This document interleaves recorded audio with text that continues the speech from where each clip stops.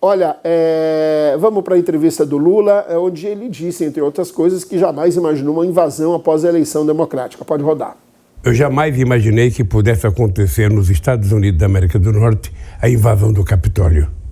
Como jamais imaginei que no Brasil, depois de uma eleição democrática, pudesse haver uma invasão no Congresso, na Suprema Corte e no Palácio Presidencial.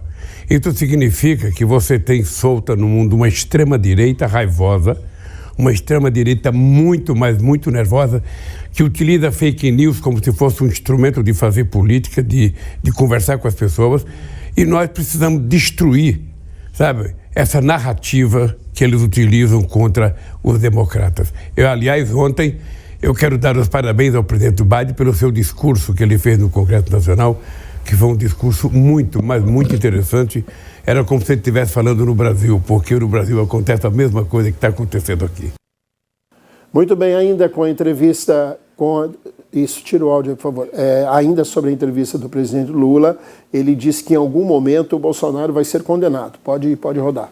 O que o senhor falaria disso com o presidente Biden? Ele já tem praticamente 12 processos lá no Brasil e vai ter mais processos.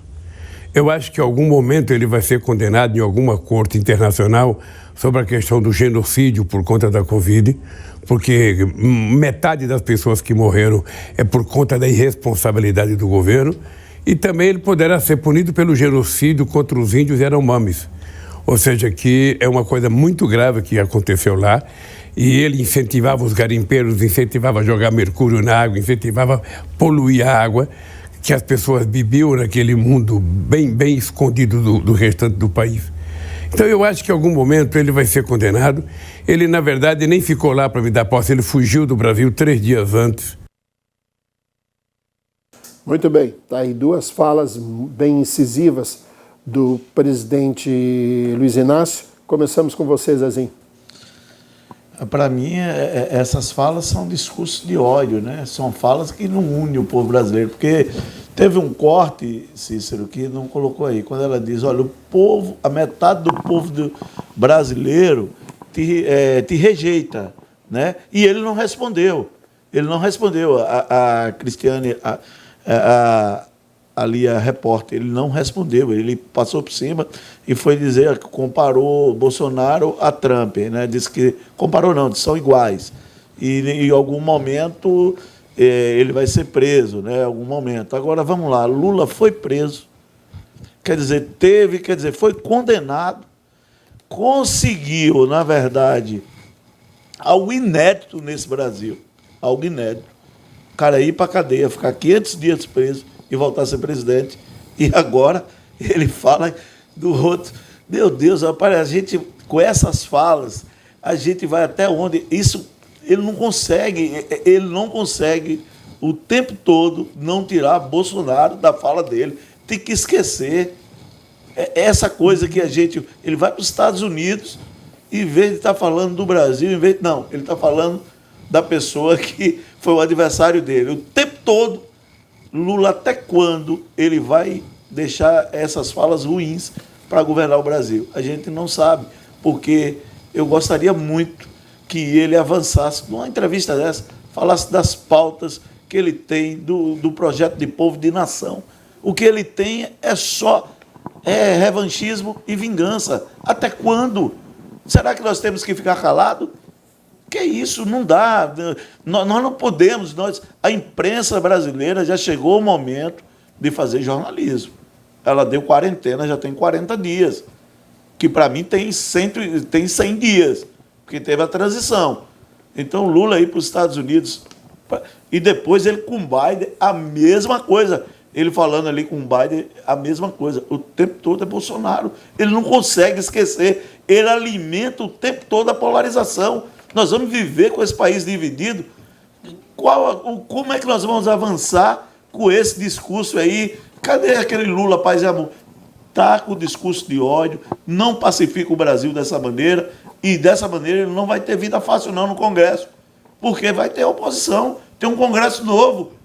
Nós não queremos isso. Ele precisa esquecer e avançar nas pautas que o Brasil precisa resolver nesse momento, que são as reformas. Lula tem que esquecer Bolsonaro. Muito bem, só para te dizer, Zezinho, que isso não é exclusivo do Lula, viu? Ter ficado preso 500 e tantos dias e virar presidente. Mandela também ficou preso e virou presidente. Você quer comparar, peraí. Você quer comparar Mandela com Lula, pelo amor de Deus, Cícero. Eu tô falando... Não vem que se eu vier esquerdo. Zezinho, você sabe qual foi a acusação da Mandela? Peraí, quer comparar a biografia de Mandela com a de Lula? Ah, para com isso, dá licença. Zezinho... Ô Zé, O Mandela foi acusado de terrorismo, de ter matado pessoas. Não, Mandela, meu amigo... Ele era terrorista de esquerda. Não, ele não deixou nem eu terminar. Apartheid, meu amigo. Por favor, sim, mas você tem que ser coerente com a história. Para, Herbert. Para você o quê, é inteligente. rapaz? Não vem com Você seu está discurso sendo aqui. incoerente. É igual a Dilma. Dilma pegou em armas. Por favor, Zezinho. Não contraria a história, não rasga o livro de história. Vai, Herbert, aproveita e vai no seu comentário, porque ele que não deixou eu concluir aqui, que eu ia falar isso. Cícero. Vai lá, por favor, não, vai. Você já falou? Já, é a sua vez. Pronto. Vai. Com relação à fala do presidente Lula, né, ali ele estava seguindo uma entrevista. Ele estava respondendo as pautas de uma entrevista. Então, cada tema que a jornalista abordou, ele respondeu. Não. Da forma Ele como esqueceu pensa. da resposta para ir para o ataque. É porque você não assistiu. Você vê lá os 23 minutos Zezinho, de entrevista. Não, Zezinho. para de militância, Herbert. Para, você é militante. Tá doido, em plena sexta-feira. Suspende o vinho da Santa Ceia. Olha só, então, com relação ao Lula, ele se posicionou ali, respondeu as respostas da jornalista. Agora, tem uma coisa na fala dele que me chama a atenção, é quando ele fala do que aconteceu no Capitólio, aconteceu aqui no Brasil. Ora, existe um movimento a nível internacional, né, um movimento nacionalista de extrema-direita, né, e nos Estados Unidos tem um líder, é o Steve Bannon. É só dar um Google e saber quem é. Ele era um ex-estrategista da Casa Branca no governo de Donald Trump. Foi, inclusive, coordenador de campanha do Donald Trump. E esteve na campanha da Le Pen e também esteve na campanha do Bolsonaro. E de todos esses outros candidatos que foram fenômenos em termos de extrema-direita, que foram eleitos, tomaram posse, governaram e foram um desastre à frente de cada Estado-nação do qual governou. Eu tenho um artigo científico, você pode procurar aí no Google, né, populismo como expressão regional. Foi publicado na Universidade Estadual de Londrina. Lá você vai ler e você vai entender o que está acontecendo com esse movimento de extrema-direita, não só nos Estados Unidos, mas também no Brasil e no mundo inteiro. E é um movimento perigoso, porque ele tem origem no nazismo e no fascismo. E a gente tem que abominar esse tipo de coisa. Nós temos que ser cidadão consciente em defesa da democracia. Nós temos que estudar a obra de Tocqueville, né? A obra de Tocqueville inteira, quando ele aborda, estuda a democracia, quando ele visitou a sociedade norte-americana e lá pôde viver e estudar o que era uma democracia. Está lá no livro dele, de Alex Tocqueville. Mas o problema é que as pessoas não leem, não estudam, agarram bandeiras, né, partem para o radicalismo sem entender e sem compreender o que está por trás dos movimentos políticos de extrema, tanto esquerda como direita. Ambos os lados têm que ser reprovados por qualquer cidadão, por qualquer sociedade, porque o extremismo não faz bem a ninguém. Muito bem, Ricardo, o Zezinho ele é curioso, né? O Zezinho tem umas coisas assim que ele quer comparar a condenação de uma história de apartamento, de sítio, né, com sabotagem, com conspiração, né, que foi o caso do Mandela, entre outras coisas, né, assassinatos, etc. Frota, sua vez. Então, acho que a gente tem que entender uma coisa e tem que ficar muito clara para o telespectador. Porque, às vezes, as pessoas estão assistindo muito e vendo reiteradamente o nome Bolsonaro ser falado pela boca do Lula. Mas por quê? Qual será a preocupação do Lula com Bolsonaro? A maior ameaça para o projeto de poder do PT é o Bolsonaro, continua sendo o Bolsonaro. Isso se deu nas urnas. A gente viu aí que Lula, o PT, achava que ia ser uma lavada de votos em cima do Bolsonaro. E não foi. Então, praticamente foi um empate. Tivemos praticamente um empate. Isso ameaça o projeto de poder do Lula. Nessa entrevista, Zezinho, é impressionante, se vocês ficarem atentos, vocês vão ver, o Lula fala bem da seguinte forma, olha, fala sobre o desmatamento ilegal no Brasil. Ele fala bem assim, até 2030 iremos zerar o desmatamento ilegal no nosso país. Aí eu fiquei curioso, né? 2030? O mandato dele vai até 2026? Ele está fazendo uma projeção para 2030? Então aí ele já sinalizou o que ele quer. Ele quer continuar. O PT quer continuar no poder a todo custo. Então ele vai bater, durante todo o mandato dele, ele vai bater no Bolsonaro, vai falar que o Bolsonaro tem que estar preso, Bolsonaro é um criminoso, Bolsonaro é um genocida, Bolsonaro é isso, é aquilo. Ele vai tentar desprestigiar, ele vai tentar colocar em xeque a conduta do presidente da República, né, colocar como se fosse o vilão da história. Né? Ele foi preso. O verdadeiro condenado foi o Lula, não foi o Bolsonaro. Agora vai ser a perseguição. Eles vão perseguir o Bolsonaro a todo custo, torná-lo inelegível, juntamente com o STF. Né? Eles têm um conluio hoje. O PT, STF, Congresso Nacional. Então, a ameaça eles vão abater. A grande ameaça é o Bolsonaro e eles vão tentar extirpar o Bolsonaro da política de uma vez. Samuel, sua vez. Aqui no debate, no programa News 5.1, a gente vê aqui, né, verdadeiramente a sociedade brasileira representada. Né? Algumas falas mais acometidas, né, ponderadas, outras mais inflamadas, etc. Isso é totalmente válido numa democracia. Agora, repare bem, um candidato que perde 10 milhões de votos em 4 anos, que agora não tem mais nada do que oferecer para o Centrão, que perdeu os dentes da boca e fica rongindo só com a gengiva sangrando lá, com problema de periodontia. Vai botar medo em quem, Ricardo? Acorda, companheiro. O Lula saiu da cadeia. E é um leão de circo? Não, olha aqui, ó. O Lula saiu da cadeia. Todo mundo sabe que o Lula é ex-presidiário. Todo mundo sabe que o Lula ficou mais de 500 dias na cadeia.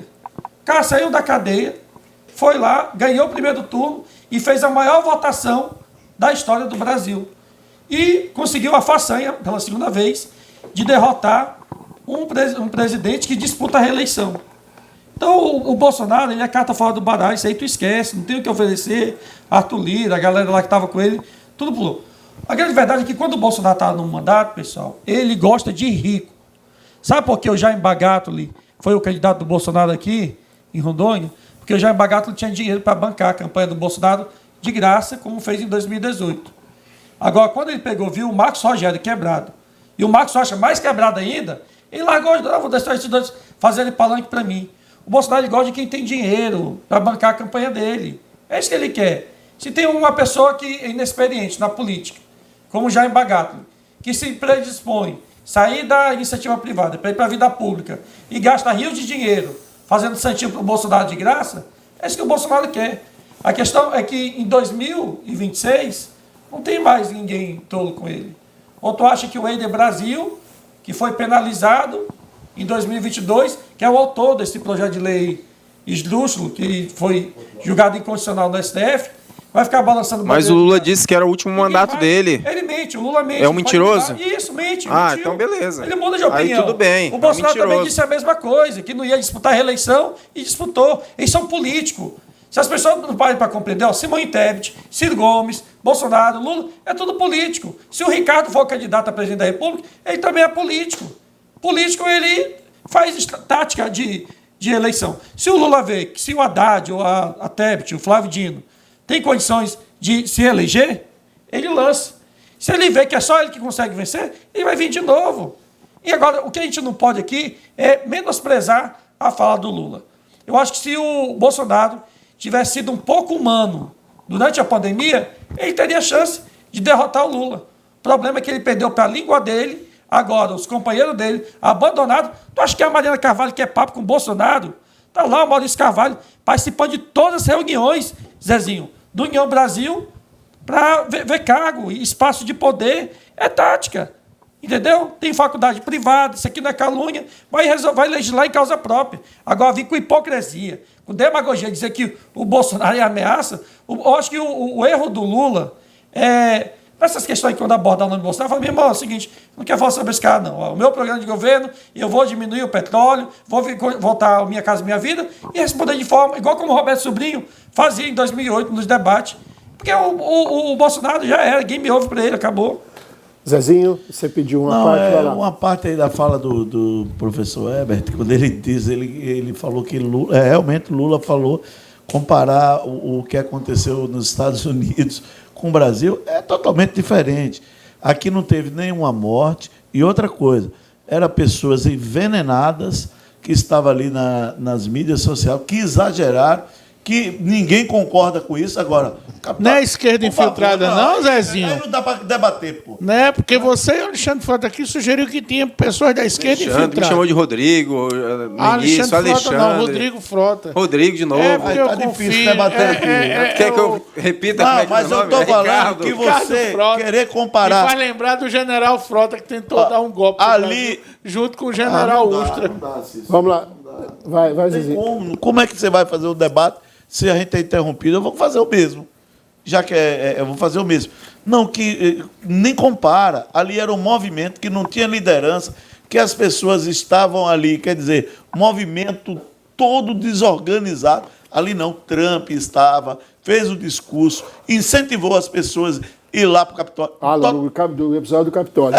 Tá. Entendeu? Agora, se você dissesse assim, que era igual se Bolsonaro tivesse no poder. Ele é frouxo, Bolsonaro é pior do que o Sim, ele estava nos Estados Unidos. Não tem O do personalidade. dia 8, ali ultrapassaram a linha dos limites. É totalmente diferente. No Brasil, graças a Deus, que não teve nenhuma morte. Graças a Deus. A verdade, pessoal, aqui é o seguinte, é que o Bolsonaro ele é um camarada que é bravateiro. Ele não tem personalidade. Já viu Adolf Hitler, Mussolini, vê os grandes ditadores mesmo, os golpistas de verdade. Eles agem com poucas palavras e atitude. O Bolsonaro deu corda. O Bolsonaro foi pior que o Trump, porque o Trump também tem personalidade. Quando vê que o cacete ia comer, que ele ia pegar o sítio lá do Trump, o Trump já enxotou ele, teve que pedir favor para o José Aldo. Essa que é a verdade. O Bolsonaro, ele traiu a própria galera dele. E graças a Deus, muitas das pessoas aqui que estão pegando corda do Bolsonaro não foram para o Brasil, porque eles não estavam atrás das grades até agora. Eu quero ver um sabichão aí que defende. Cadê o Coronel Crisóstomo? Cadê a galera aí da direita liderando com a galera? E outra, não teve morte, Zezinho, porque a polícia prevaricou. Porque se a polícia tivesse agido, a matança ia ser exacerbada. Deu um tiro lá na perna de um cara que ficou chorando, gravando no celular, de bala não letal, e o resto. Invadido, pintaram, bordaram. Até a vovó do tráfico estava lá, limpando o Ratchet Fly com a bandeira do Brasil.